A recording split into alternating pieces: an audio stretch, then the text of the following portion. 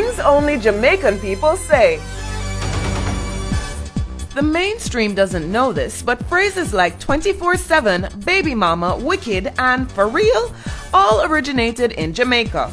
Here are some of the other crazy things only Jamaicans say. Ask a Jamaican for a cup of tea and the choices offered will include bush tea, cocoa tea, or coffee tea. Jamaicans have body parts like their neck back, hand middle, and foot bottom. While standard English calls for us to unplug appliances, Jamaicans say the clearer opposite of plug it in, plug it out. For a Jamaican, a woman's hair isn't so long as it is tall, and we're very big on approximation. For example, hand refers to any body part between your fingers and shoulder. Foot refers to any body part between your toes and your thighs. To pluralize, add the word them to the end of your singular noun.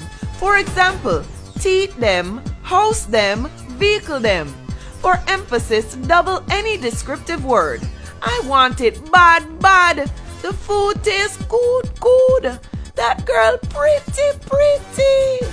Jamaicans have a slew of expressions meaning oh my gosh, including box cover, me mama, kiss me neck, blouse and skirt, back foot, and brown dog.